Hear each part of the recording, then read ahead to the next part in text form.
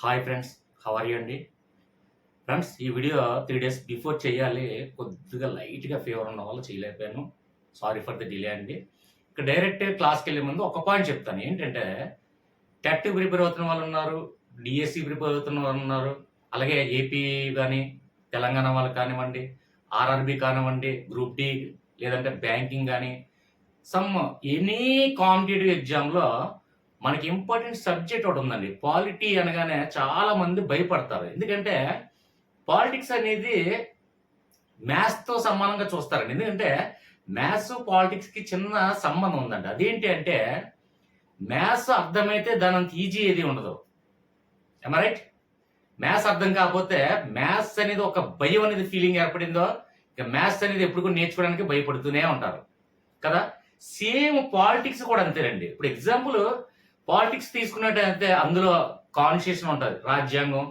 అలాగే చాలా మందికి అంటే తరచుగా వస్తున్నటువంటి పాలిటిక్స్ భయపడడానికి గల మెయిన్ రీజన్ ఏంటంటే పాలిటిక్స్ అందులో కాన్స్టిట్యూషన్ రాజ్యాంగానికి సంబంధించినటువంటి విషయాలు. ఆర్టికల్స్ కానివ్వండి, అమెండ్మెంట్స్ కానివ్వండి, షెడ్యూల్స్ కానివ్వండి, భాగాలు కానివ్వండి, ఇవన్నీ చాలా మర్చిపోతాం. అంటే ఇప్పుడు అమెండ్మెంట్ ఉంది, ఆర్టికల్స్ ఉన్నాయి. ఇన్ని ఆర్టికల్స్ లో ఏ ఆర్టికల్ దేనికి సంబంధించింది?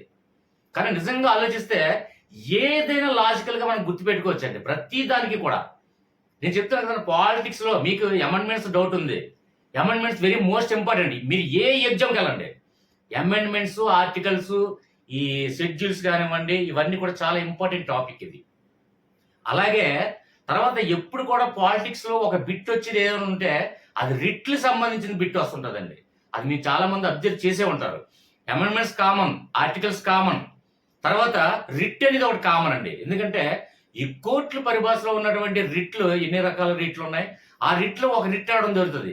చాలా మంది ఏంటంటే ఈ రిట్లు అనగానే కోర్టు పరిభాష, నేను చదువుకోలేదు, నేను లా చేయలేదు, సో ఈ భాష నాకు అర్థం కాదు అనే లా పదజాలానికి సంబంధించింది కదా అని చెప్పి దీన్ని రిమూవ్ చేసేస్తుంటారండి, వదిలేస్తుంటారు, చదివడం నెగ్లెక్ట్ చేస్తారు.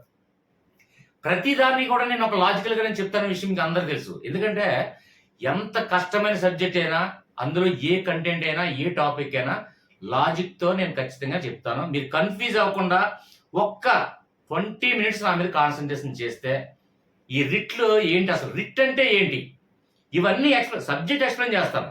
సబ్జెక్ట్ ఎక్స్ప్లెయిన్ చేసిన తర్వాత లాజిక్స్ అంటే ఒక రిట్కి ఒక రిట్ కన్ఫ్యూజ్ అవ్వకూడదు మనం ఎప్పుడు కూడా.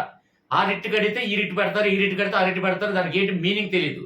అర్థం తెలియాలి, మీనింగ్ అన్ని కూడా తెలియాలి, డెఫినేషన్ అవన్నీ తెలుసుకోవాలి. అలాగే చూసిన వెంటనే ఇది లాజిక్ తో మనం టక్కున మనం క్యాచ్ చేయగలగాలి. అలాగా ప్రతి దాన్ని కూడా నేను ఆ వీడియోలు అన్ని కూడా లాజిక్స్ తోనే ఉంటది. ఎందుకంటే ఇప్పుడు ఒక రోజు నేర్చుకుంటాం, 2 రోజులు, 3 రోజులు, 1 వీక్, లేకపోతే 6 మంత్స్, 3 మంత్స్ లో మర్చిపోతాం. అలా మర్చిపోకూడదు. లాజికల్ గా నేర్చుకుంటే డెఫినెట్ గా. అలాగనే ఖచ్చితంగా మనకి సబ్జెక్ట్ నేర్చుకోవాలి. సబ్జెక్ట్ తో పాటు లాజిక్స్ కూడా నేర్చుకుంటే లైఫ్ లాంగ్ మర్చిపోం. ఓకే ఫ్రెండ్స్, ఇక డైరెక్ట్ గా రిట్ల గురించి నేను చెప్పేటప్పుడు ఒక విషయాన్ని గమనించండి. చాలా ఇంపార్టెంట్ టాపిక్ అండి రిట్లు. రిట్ల యోగ నుంచి నేను క్లియర్ గా చెప్పే ముందు అసలు రిట్ అంటే ఏమిటి? రిట్స్ అంటే ఏంటంటే ఇప్పుడు ఎగ్జాంపుల్ ఒకటి చూడండి ఫ్రెండ్స్.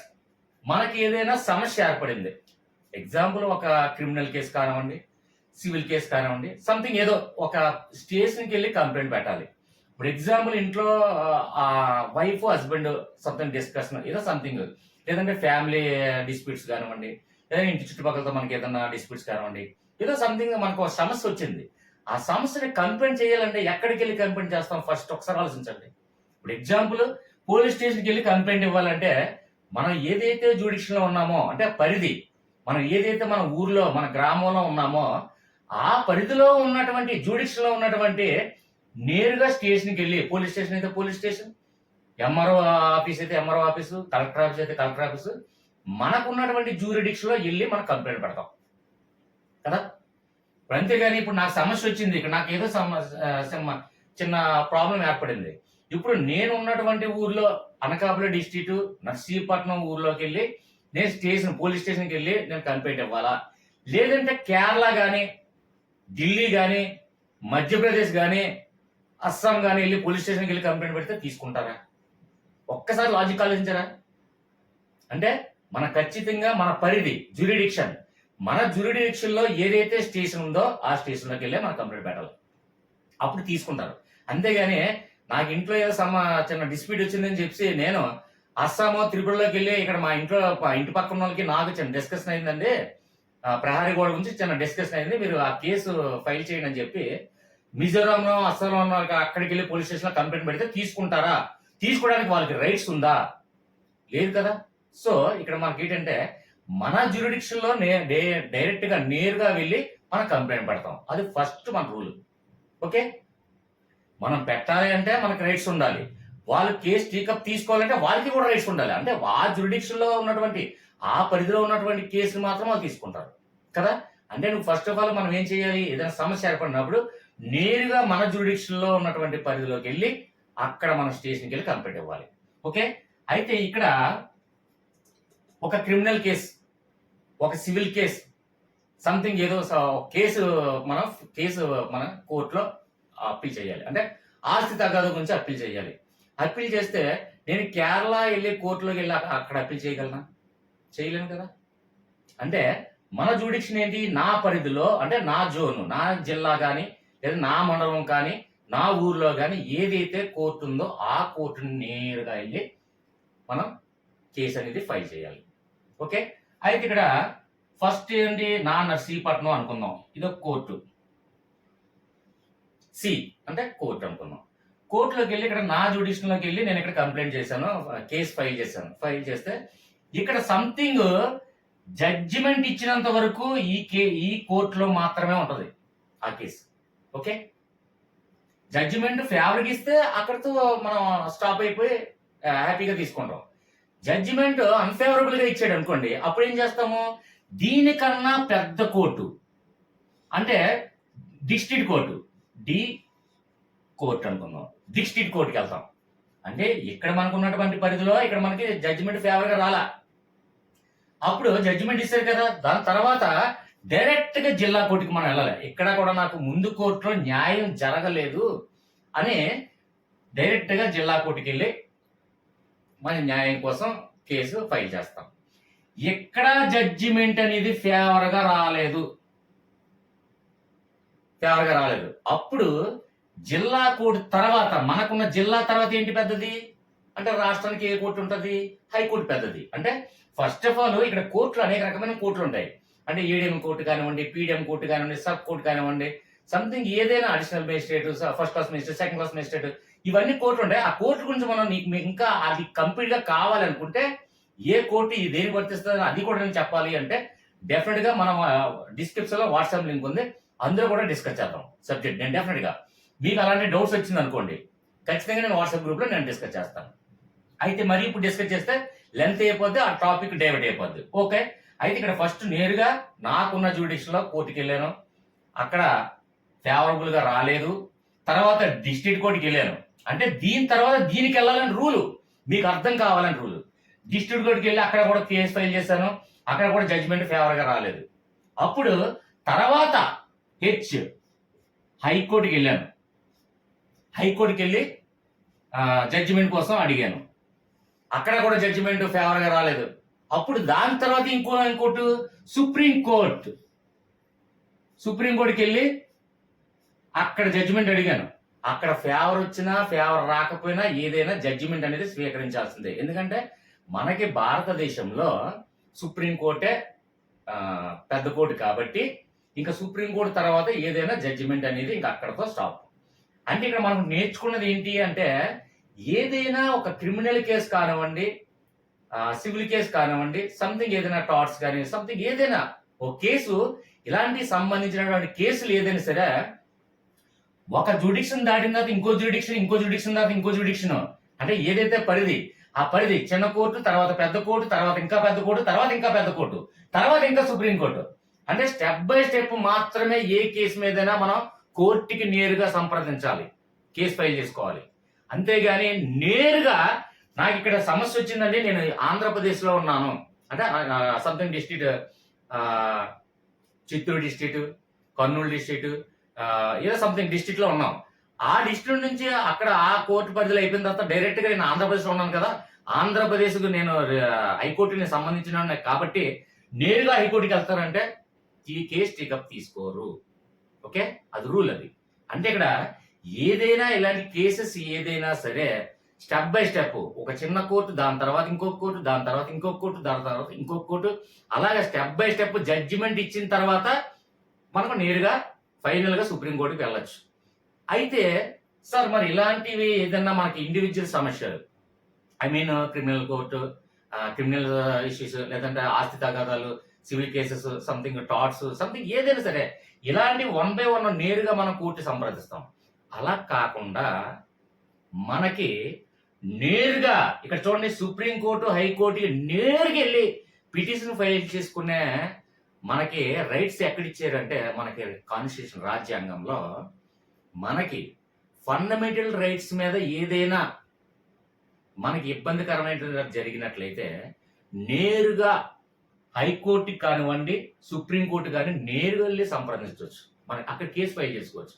ఎగ్జాంపుల్ క్లియర్గా నేను చెప్తాను. రిట్ అంటే కంప్లీట్గా తెలియాలి. అంటే మనకి సివిల్ కేసు కాదు, క్రిమినల్ కేసు కాదు, మన వ్యక్తిగత సంబంధాలకి ఏం కాదు. అంటే ఫండమెంటల్ రైట్స్ అనేది ఏంటి, మన ఇండియన్ కాన్స్టిట్యూషన్ మనకి ఏం చెప్తుందంటే ఫండమెంటల్ రైట్స్ మీద ఏవైతే మనకి ముడిపడి ఉన్నాయో ఆ అంశాల మీద నేరుగా సుప్రీంకోర్టు కానీ, హైకోర్టు కానీ, అంటే ఇక చిన్న కోర్టు, ఈ sub court, PDM court, ADM court, హైకోర్టులు, డిస్ట్రిక్ట్ కోర్టులు ఇవేమీ సంప్రదించకుండా డైరెక్ట్ గా సుప్రీంకోర్టు, హైకోర్టుకి నేరుగా వెళ్ళి కేసు ఫైల్ చేసుకోవచ్చు. ఓకేనా? ఫండమెంటల్ రైట్స్ అంటే మీకు తెలుసు, ప్రాథమిక హక్కులకు సంబంధించినటువంటివి. ఇంకొక పాయింట్ చూడండి, ప్రాథమిక హక్కులు అనేది ఇప్పుడు అత్యవసర పరిస్థితి ఏర్పడుతుంది ఒక్కోసారి. అంటే ఇప్పటి వరకు రాష్ట్ర అత్యవసర పరిస్థితి ఏర్పడింది, అలాగే జాతీయ అత్యవసర పరిస్థితి ఏర్పడింది, కానీ ఆర్థిక అత్యవసర పరిస్థితి ఏర్పడలేదు. ఈ 3 అత్యవసర పరిస్థితులు ఆర్టికల్స్ ఏంటి అవన్నీ కూడా కావాలంటే మనం గ్రూప్ లో డిస్కస్ చేద్దాం, అది వేరే టాపిక్ వెళ్ళిపోతుంది మళ్ళీ.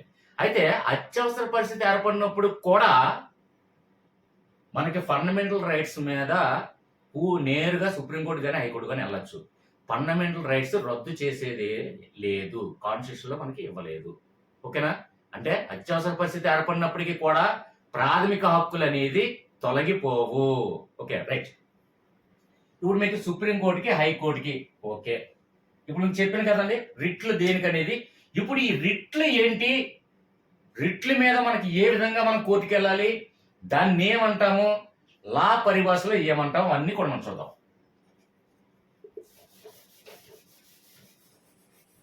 ఈ పాయింట్ రిట్లు అనేది మనకి ఎక్కడ ఉపయోగించాలి అనేది చెప్పాను.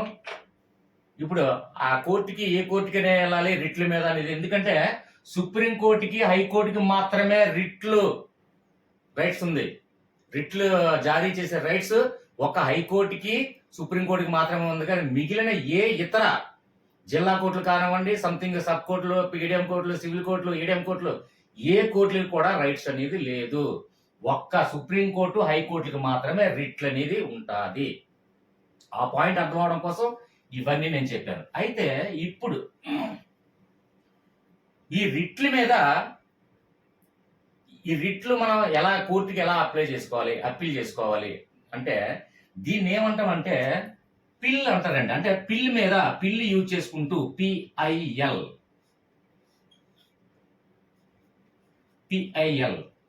నేరుగా హైకోర్టుకి కానీ, సుప్రీంకోర్టు కానీ వెళ్ళి ఈ పిల్ని యూజ్ చేసుకుంటూ మనం కేసు ఫైల్ చేసుకోవచ్చు. పిల్ అంటే పబ్లిక్ ఇంట్రెస్ట్ లిటిగేషన్, ప్రజా ప్రయోజనాల వాద్యం. అందులోనే చూడండి, క్వశ్చన్లోనే ఉంది ప్రజా ప్రయోజనాల వాద్యం.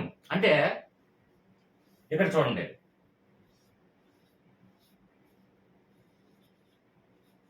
ప్రజా ప్రయోజనాల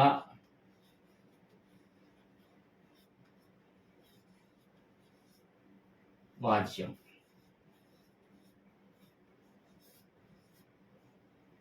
పబ్లిక్ ఇంట్రెస్ట్ లిటిగేషన్, తెలుగులో ప్రజా ప్రయోజనాల వాద్యం కింద ఒక అడ్వకేట్ నేరుగా హైకోర్టు కానీ, సుప్రీంకోర్టు కానీ కేసు ఫైల్ చేసుకోవచ్చు.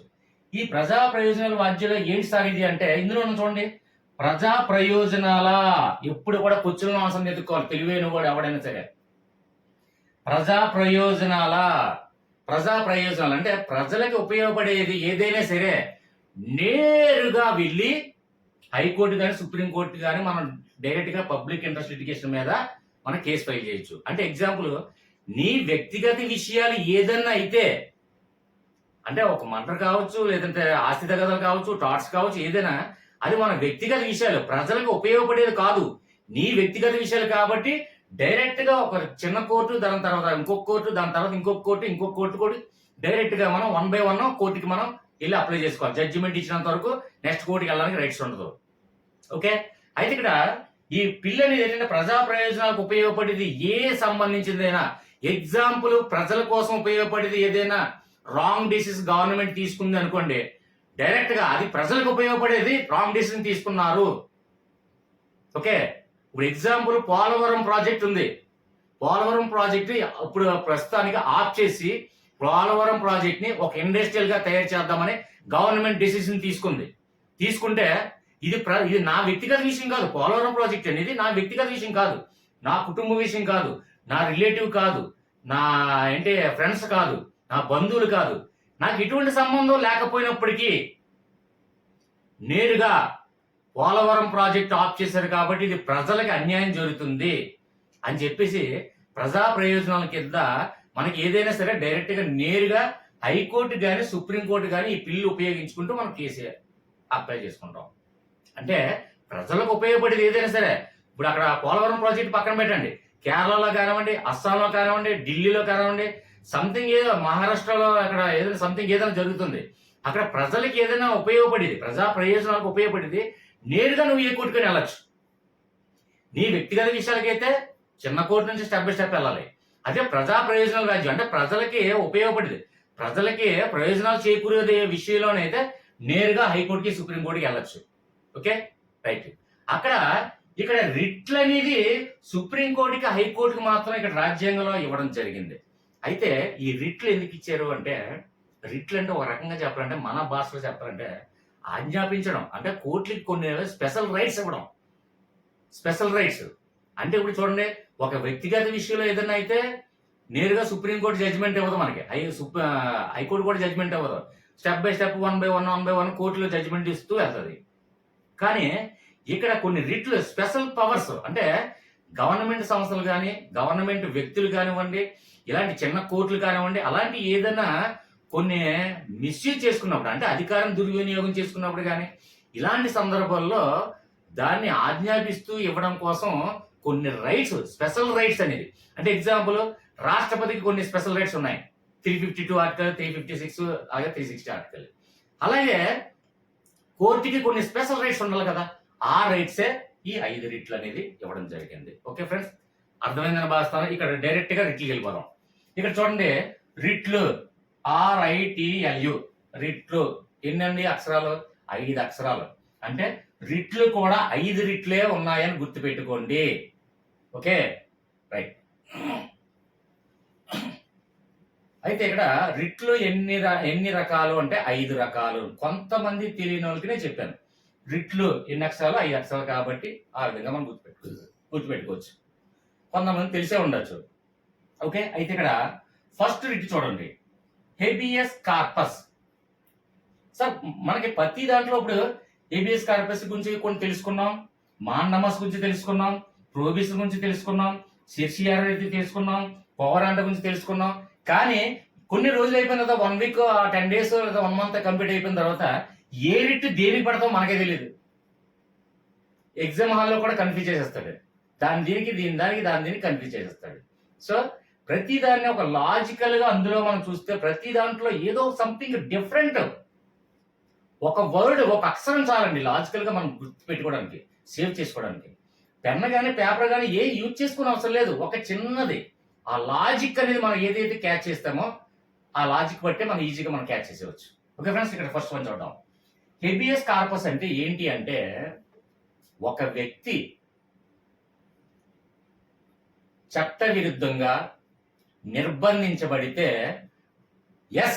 ఆ వ్యక్తిని 24 గంటల్లో నిర్బంధించిన, అంటే ఒక చట్ట విరుద్ధంగా, అంటే ఒక పోలీస్ స్టేషన్ లో ఎస్ఐకి ఎవరి మీద పడక చట్ట విరుద్ధంగా అతను అధికారం లేకపోయినా అధికారం తీసుకొని అతని మీద ఏదో కేసు కంప్లైంట్ చేసి స్టేషన్ లో నిర్బంధించాడు అనుకుందాం ఒక ఎస్ఐ. అంటే చట్ట విరుద్ధంగా ఎవరినైనా నిర్బంధించినప్పుడు ఇక్కడ చూడండి,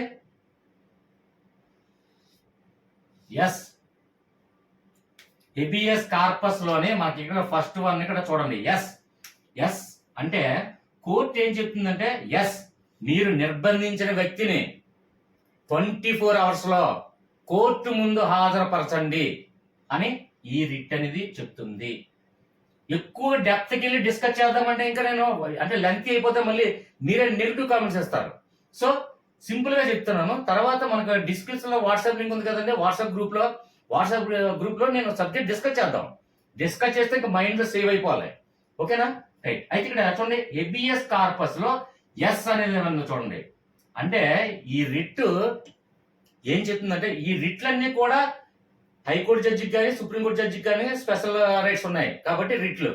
కాబట్టి ఇక్కడ ఎస్ మీరు నిర్బంధించినటువంటి వ్యక్తిని 24 గంటల్లో కోర్టు ముందు హాజరుపరచండి అని ఈ రిట్ పాస్ చేయడం. Okay right. అంటే ఇక్కడ ఎస్ బిఎస్ అనగానే కన్ఫ్యూజ్ అవ్వకూడదు. అంటే ఏ రిట్ కానీ కన్ఫ్యూజ్ అవ్వకూడదు. నెక్స్ట్ ఆ 24 గంటల్లో నిర్బంధించిన వ్యక్తిని కోర్టు ముందు హాజరుపరచండి. హాజరుపరిచిన తర్వాత ఇంకొంచెం డెప్త్కి వెళ్దాం అనుకోండి. హాజరుపరిచిన తర్వాత మీరు చట్టవిరుద్ధంగా నిర్బంధించారు, ఇతను ఏ తప్పు లేకపోయినా, కాబట్టి ఎస్ ఇతను రిలీజ్ చేయండి అని కూడా ఆర్డర్ పాస్ చేసేది ఒక్క సుప్రీంకోర్టుకి హైకోర్టు జడ్జికి ఉంటుంది ఆ రిట్. ఓకే ఫ్రెండ్స్, అర్థమైందని భావిస్తున్నాను. ఇంకెక్కువ మళ్ళీ థర్డ్ టైం ఫోర్త్ టైం చెప్తున్న కొద్ది అంటే నీకు అర్థం కావాలనే ఉద్దేశంతో నా తాపత్రంతో 2-3 సార్లు చెప్తాను. నెగిటివ్ కామెంట్స్ వద్దు, రైట్ కంటిన్యూస్. ఇది అర్థమైందని భావిస్తున్నాను. హెబియస్ కార్పస్ అనగానే మనకి ఫస్ట్ ఇందులో చూడండి, మీరు కూడా ఒక చిన్న రఫ్ నోట్స్ లో రాసుకొని ఇక్కడ ఏదైతే నేను లాజికల్ గా నేను టిక్ చేసి అండర్లైన్ చేసి చెప్తానో ఆ లాజిక్ మీరు కూడా అండర్లైన్ చేసుకుంటే రేపు పొద్దున మళ్ళీ టెట్ ఎగ్జామ్ ఉందో లేదా డిఎస్ ఎగ్జామ్ ఉందో సంథింగ్ ఏ ఎగ్జామ్ ఉందో అయితే ఆ ఎగ్జామ్ ఉందో ఇలా చూసినట్టే లాజిక్ చూసినట్టే నేను చెప్పిన స్టోరీ మొత్తం గుర్తొస్తుంది. ఓకేనా? రైట్. ఇక్కడ నెక్స్ట్ వన్ చూడండి, సెకండ్ వన్ మాండమస్ అంటే మీనింగ్ ఏంటంటే ఆజ్ఞాపించుట అనే మీనింగ్. అంటే ఇక్కడ మనకి మాండమస్ ఎప్పుడు చూడండి, ఇక్కడ ఫస్ట్ మనకు లాజిక్ ఏముంది, మాండ దగ్గర నేను బ్రాకెట్ పెట్టాను. మాండ అంటే మందలించుట అని అర్థం. అంటే ఆజ్ఞాపించుట అన్న మందలించుట రెండు ఒకే టైం కాబట్టి ఇక్కడ మాండమ చూసినట్టే మందలించుట. ఓకే, మాండమస్ అంటే ఏంటి అంటే, ఓకే ఫ్రెండ్స్ ఇక్కడ కంటిన్యూ చూడండి. మాండమస్ అంటే ఆజ్ఞాపించుట లేదంటే మందలించుట ఈ విధంగా. అంటే యాక్చువల్ గా మీనింగ్ ఏంటంటే మాండమస్ అంటే ఆజ్ఞాపించుట అని వస్తుంది. ఇక్కడ చూడండి, మాండమస్ లో మనకు లాజిక్ ఏంటి, మాండ అంటే మందలించుట, అంటే మండ మీద కొట్టైనా సరే మందలిస్తా ఉంటాం చూడండి, అలా అదే విధంగా మాండమస్ దానికి మనం అర్థం చేసుకోవాలి. అంటే ఇక్కడ ఆజ్ఞాపించడం మందలించడం అంటే దీన్ని కోర్టు ఏ విధంగా మందలిస్తుంది అంటే, ఒక ప్రభుత్వ అధికారికి కానివ్వండి, ఒక ప్రభుత్వ రంగ సంస్థలు కానివ్వండి, చట్ట విరుద్ధమైనటువంటి కార్యకలాపాలు చేయకుండా మీరు సక్రమంగా మీ విధి కార్యాలు నిర్వర్తించండి అని ఈ మాండమస్ అనేది ఆజ్ఞాపిస్తూ ఆ రిట్ అనేది చెప్తుందండి.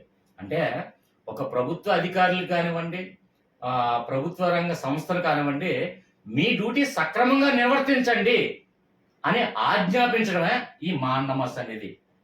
అంటే మందలించుట అంటే ఆజ్ఞాపించుట, మందలించుట సంథింగ్ ఏదైనా సరే. అంటే ఇక్కడ చూడండి, మాండ అంటే మండ అనుకోండి, మండ మీద మనకి కొట్టేన చిన్నపిల్లలు అప్పుడు చదవనప్పుడు మండ మీద కొట్టేది మరి మందలించి మనకి ఆజ్ఞాపించేవారు స్కూల్లో గురువులు కానివ్వండి ఎవరైనా.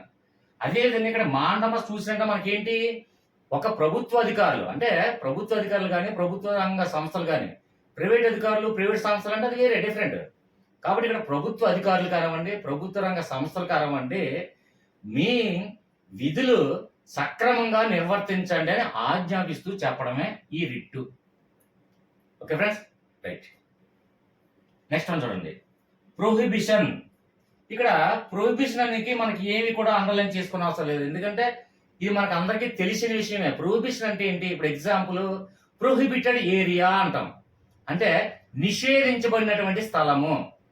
అంటే ఏదైనా ఇప్పుడు అక్కడ ఇప్పుడు ఆ స్థలం కొంచెం డేంజర్ సంబంధించింది అనుకుందాం, అక్కడ ఏదైనా లోయ కానీ లేదంటే ఊబి కానీ లేదంటే సెలయేరు కానీ సంథింగ్ ఏదైనా ఒక నిషేధించబడిన స్థలాన్ని ఏమంటాం, ప్రొహిబిటెడ్ ఏరియా అంటాం. అంటే ప్రొహిబిషన్ అంటే ఏంటి, నిషేధించడం. ఇక్కడ ఈ ప్రొహిబిషన్ అనేది నిషేధించడం అనేది ఏంటంటే చూడండి కొన్ని పరిధులు, అంటే ఇప్పుడు ఎగ్జాంపుల్ హైకోర్టు కానీ ఇక్కడ సుప్రీంకోర్టు కానివ్వండి, కొన్ని స్పెషల్ రైట్స్ ఈ 2 కోర్టులకు ఉన్నాయి. దీని దిగువ కోర్టులు ఏమైనా ఉన్నాయి అంటే అది జిల్లా కోర్టు, లేదంటే మండల కోర్టు, లేదంటే మనకి చూడండి ఫస్ట్ క్లాస్ మేజిస్ట్రేట్, లేదంటే సంథింగ్ ఏదో కోర్టులు మొత్తం అన్ని, అంటే స్టెప్ బై స్టెప్. అంటే సుప్రీంకోర్టు కన్నా హైకోర్టు కన్నా దిగువన ఉన్నటువంటి కోర్టులు తన అధికార పరిధిని మించి నిర్వర్తిస్తే దానికి నిషేధిస్తూ ఉత్తర్వులు జారీ చేయడమే ఈ రిట్. అంటే మీకున్న అధికార పరిధి, ఇప్పుడు ఎగ్జాంపుల్ ఇంకొక సింపుల్ గా అధికార పరిధి దాటి ఎందుకు ఇచ్చారు సార్ అని అనొచ్చు. అంటే ఎగ్జాంపుల్ ఒక కోర్టుకి చిన్న కోర్టు ఉంది అనుకుందాం, అక్కడ చిన్న ఫస్ట్ క్లాస్ మేజిస్ట్రేట్ కోర్టు. అంటే ఫస్ట్ క్లాస్ మేజిస్ట్రేట్ 1 నుంచి 3 సంవత్సరాల పనిష్మెంట్ ఏదైనా జడ్జిమెంట్ ఇవ్వడానికి రైట్స్ ఉంటుంది. తర్వాత సెకండ్ క్లాస్ మేజిస్ట్రేట్ కోర్టు 3 సంవత్సరాల నుంచి 7 సంవత్సరాల వరకు పనిష్మెంట్ ఇచ్చే శిక్షల్లో అది అమలు చేసుకున్న రైట్స్ వాళ్ళకు ఉంటాయి. అలాగా ఒక్కొక్క కోర్టుకి కొన్ని పరిధులు ఉంటాయి, లిమిటేషన్ అంటే పవర్స్. అంటే ఇన్ని సంవత్సరాలు జైలు శిక్ష చేయాలంటే ఆ ఫస్ట్ క్లాస్ మేజిస్ట్రేట్ కి ఈ రైట్స్ ఉంది, ఇన్ని సంవత్సరాల మేజిస్ట్రేట్ కి ఇన్ని సంవత్సరాల పనిష్మెంట్ ఇవ్వాలంటే ఈ మేజిస్ట్రేట్ కి ఆ ఒక రైట్స్ ఉంది. అలాగా ఆ మేజిస్ట్రేట్ కి అలా కాకుండా ఇప్పుడు ఒక చిన్న కోర్టులోనే డిస్ట్రిక్ట్ కోర్టులో అయితే ఇప్పుడు ఎగ్జాంపుల్ 302 కానీ 304 కానీ, అంటే ఒక మర్డర్ కానివ్వండి, ఒక మానభంగం కానివ్వండి, సంథింగ్ అటెంప్ట్ మర్డర్ కానివ్వండి, ఇలా సంథింగ్ ఏవైనా అవి డిస్ట్రిక్ట్ కోర్టు పరిధిలోకి వెళ్తాయి కాబట్టి డిస్ట్రిక్ట్ కోర్టులోనే అది జడ్జిమెంట్ ఇవ్వాలి. అలా కాకుండా ఇంకా చిన్న కోర్టులో sub court first class magistrate కోర్టులో ఒక 302 బెయిల్ గా అప్లై చేస్తే 302 బెయిల్ శాంక్షన్ చేయడం కానివ్వండి, లేదంటే ఆ కేసును కొట్టేయడం కానివ్వండి, దానికి రైట్స్ లేదు. కాబట్టి అలాంటి లేని అధికారాన్ని నిర్వర్తిస్తున్నటువంటి చిన్న కోర్టులకు ఏదైనా ఇక్కడ నిషేధించడం, ప్రొహిబిషన్ అంటే నిషేధించడం, అంటే నీకు ఆ రైట్స్ లేదు అని నిషేధిస్తూ ఉత్తర్వులు జారీ చేయడమే ఈ ప్రొహిబిషన్ అనేది ఈ రిట్ తెలియజేస్తుంది. ఓకే ఫ్రెండ్స్, అర్థమైందని భావిస్తున్నాను. నెక్స్ట్ వన్ చూడండి, కొన్ని సందర్భాల్లో ఇక్కడ చూడండి ఒక్కొక్క మెటీరియల్లో కానివ్వండి, లేదంటే గూగుల్లో కానివ్వండి, క్రోమ్లో సంథింగ్ ఒక మొబైల్ లేదంటే బుక్స్ లో కానివ్వండి, సంథింగ్ ఏదో మెటీరియల్ కొన్ని సందర్భాల్లో మనం చెక్ చేసినప్పుడు ఇక్కడ సెర్సియారరీ ఇవన్నీ కూడా ఒకటేనండి, కన్ఫ్యూజ్ అవ్వకుండా. అంటే ఒక్కొక్క ప్రింటెడ్ మెటీరియల్ ఒక్కొక్క దగ్గర ఉంటుంది కాబట్టి ఇది ఏదైనా ఒకటే. ఇక్కడ చూడండి కో వారెంట్ అని ఉంది, ఇక్కడ కోవారెంట్ అని ఉంటది, ఇంకో దగ్గర కోవరంటో అని ఉంటది. ఇలాంటి ఏదైనా పాయింట్ అవుట్ చేస్తారని ముందుగానే మీకు చెప్తున్నాను, ఎందుకంటే ఒక్కొక్క దగ్గర ఒక్కొక్కలా ఉంటుంది, అది ఏదైనా ఒకటే, అది గుర్తుపెట్టుకోండి. ఓకే, ఇక్కడ సెర్సియారరీ, ఇక్కడ మనకి ఈ 4th వన్కి వచ్చేసరికి ఇక్కడ చూడండి, ఇక్కడ మనకి అండర్లైన్ చేస్తాం చూడండి. సెర్సియారరీలో ఏరా, మనం ఎవరినైనా సరే ఏరా అని ఎవరిని పిలుస్తామండి? చిన్నవాడిని పిలుస్తామా, పెద్దవాడిని పిలుస్తామా? ఇప్పుడు నీకు అన్నీ కానీ, అక్క కానీ, తల్లి కానీ, తండ్రి కానీ, అంటే నీ ఏజ్ కన్నా పెద్దవాళ్ళు ఎవరైనా పిలుస్తామా ఏరా అనే పిల్లని కదా? ఒక గురువు కావచ్చు, ఎవరైనా కావచ్చు. నీకన్నా చిన్నవాడు తమ్ముడో చెల్లో లేకపోతే సంథింగ్ మేనల్లుడో అలా ఏదైనా నీకన్నా ఏజ్ లో చిన్నవాడిని ఏరా అని పిలుస్తాం. ఇక్కడ సెర్సియారరీలో ఏరా మనకు అండర్లైన్ ఎందుకు చేశారంటే నీకన్నా చిన్నవాడు ఎవడు అంటే ఇక్కడ సుప్రీంకోర్టుకి హైకోర్టుకి రైట్స్, ఈ రైట్స్ గురించి మనం మాట్లాడుతున్నాం కాబట్టి సుప్రీంకోర్టుకి హైకోర్ట్స్ కన్నా చిన్న వాళ్ళు ఎవరండి? డిస్ట్రిక్ట్ కోర్టు, ఇప్పుడు మనం ఎక్స్ప్లెయిన్ చేసుకున్నటువంటి చిన్న కోర్టులు. ఈ చిన్న కోర్టులకి ఏరా నీ దగ్గర ఆ కేసు చాలా సంవత్సరాల నుంచి పెండింగ్ లో ఉండిపోయింది, దాన్ని నువ్వు కాలయాపన చేస్తున్నావు, ఆ విషయమైనా కావచ్చు, లేదంటే మరి ఏ ఇతర విషయం మీదైనా ఆ కేసుని ముందు ఇమీడియట్ గా నా దగ్గరికి ట్రాన్స్ఫర్ చేయండి అని ఆజ్ఞాపిస్తూ తీసుకోవడమే సెర్సియారరీ రిట్ అనేది. ప్రతిదీ అంటే ఏ రిట్ కూడా కన్ఫ్యూజ్ అవ్వకుండా చెప్తున్నా. ఓకే ఫ్రెండ్స్, అంటే ఇక్కడ ఏరా అంటే చిన్నవాళ్ళని పిలుస్తాం, అంటే ఇక్కడ మన సుప్రీంకోర్టు హైకోర్టు కాబట్టి చిన్న కోర్టులకి ఆ కేసుని మీరు ఆఫ్ చేయండి, మీరు జడ్జిమెంట్ ఇవ్వద్దు, ఆ కేసును నిలుపుదల చేస్తూ నేను ఉత్తర్వులు పాస్ చేస్తాను, ఆ కేసుని ఇమీడియట్ గా నా దగ్గరికి పంపించండి, నేను ఆ కేసు టేకప్ చేసుకుంటాను అని చిన్న కోర్టులకి ఈ రిట్లు పాస్ చేయడమే ఇది సెర్సియారరీ రిట్. ఓకే ఫ్రెండ్స్, అంటే అక్కడ జడ్జిమెంట్ ఇవ్వకపోనే లేదంటే కాలయాపన చేయని ఏదైనా సరే ఈ కోర్టుకు ఉన్నటువంటి ఈ రిట్ ఏంటి?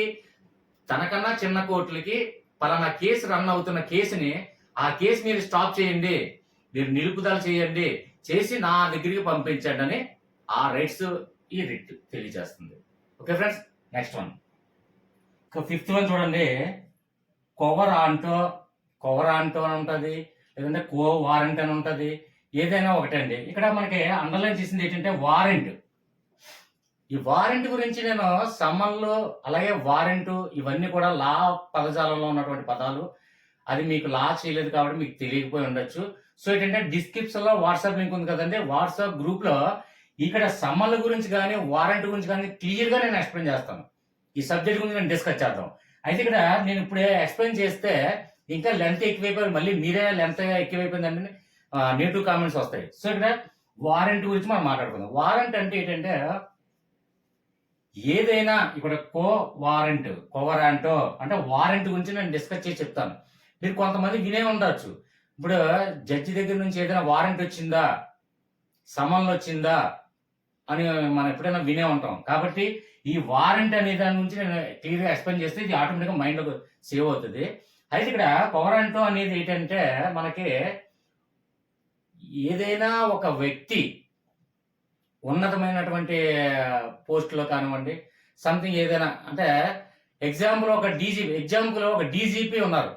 డీజీపీకి సీనియరిటీ ప్రకారంగా కాకుండా స్వార్థం చూపించి అతను జూనియర్స్ అయినప్పటికీ కూడా డైరెక్ట్ గా డీజీపీగా పదవి ఇచ్చారనుకోండి, అది ఈ కొవరాంటో వారెంట్ సంబంధం. అంటే వారెంట్ ఇచ్చి అదేం చెప్తుంది అంటే వారెంట్ ఇస్తూ మీకు ఆ పదవిలో ఉండడానికి అర్హత ఉందా లేదా, అంటే ఆ పదవిలో డీజీపీ పదవిలో ఉండడానికి నీకు సరైన అర్హతలు ఉన్నాయా, అంటే ఐపీఎస్ చేశారా, సీనియారిటీ ఎంత ఉంది, ఎక్కడెక్కడ చేశారు, ఇవన్నీ మీకన్నా సీనియర్స్ ఉన్నారా, ఇవన్నీ కూడా తీసుకొని అవన్నీ పరిధిలో ఆలోచించుకొని ఆ పదవిలో మీరు ఉండడానికి తగునా కాదా అనేది చెప్తారు.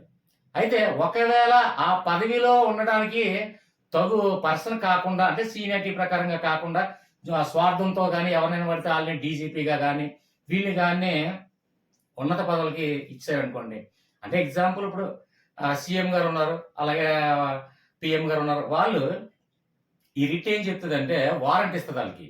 ఏమనంటే ఆ పదవిలో ఉండడానికి తగిన అర్హత ఉందా లేదా చెక్ చేసి, ఒకవేళ అటువంటి అర్హతలు లేనప్పుడు వారిని తొలగించే అధికారం ఈ రిట్కి ఉందండి.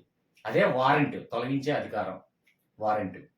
ఈ వారెంట్ గురించి నేను క్లియర్గా తర్వాత చెప్తాను. ఓకే ఫ్రెండ్స్, వాట్సాప్ గ్రూప్ లో డిస్కస్ చేద్దాం. సమ్మన్లు చెప్తాను, వారెంట్ గురించి చెప్తాను. వారెంట్ అంటే మళ్ళీ సచ్ వారెంట్ అంటే విన్నారు, అలాగే నాన్ బెయిలబుల్ వారెంట్, ఈ సమ్మన్లు ఇవన్నీ ఏంటంటే నేను క్లియర్గా సబ్జెక్ట్ డిస్కస్ చేసి, అంటే ఇవన్నీ వీడియో చూసిన తర్వాత సబ్జెక్ట్స్ మీకు ఏమైనా డౌట్స్ ఉంటే అందులో కూడా డిస్కస్ చేద్దాం. ఓకే ఫ్రెండ్స్, ఇది మనకి అర్థమైంది కదండి, రిట్లు క్లియర్గా అర్థమైందని భావిస్తున్నాను. ఇక డైరెక్ట్గా నేను చెప్పేది ఏంటంటే ఏ సబ్జెక్ట్ అయినా, ఏ కంటెంట్ అయినా, ఏదైనా సరే ఏ వీడియో చేయాలనేది మన వాట్సాప్ గ్రూప్ లో డిస్కస్ చేసుకొని పోలింగ్ నిర్వహించుకొని ఆ సబ్జెక్ట్ మీద వీడియో చేద్దాము. అలాగే మీకు మీరుగా పోలింగ్స్ నిర్వహించండి, ఏదైనా బిట్లు నిర్వహించండి, పోలింగ్ పెట్టండి, అందులో పార్టిసిపేట్ చేయండి, సబ్జెక్ట్ డిస్కస్ చేయండి. ఒక టైం ఏ టైం అనుకుంటే ఆ టైంలో డిస్కస్ చేద్దాం. ఈ రోజు ఆ టైంలోనే 1 అవర్ టైం ఉందనుకోండి, ఈవినింగ్ 6 to 9 అన్నారు అనుకోండి, అందులో మధ్యలో 1 అవర్ ఏదో subject, physics, chemistry, botany, zoology, something history, ఏదైనా సబ్జెక్టు, ఏ కంటెంట్ అయినా ఏదైనా, మొత్తం 100 నుంచి 150 సబ్జెక్టులో ఏ సబ్జెక్ట్ అయినా నేను చెప్తాను.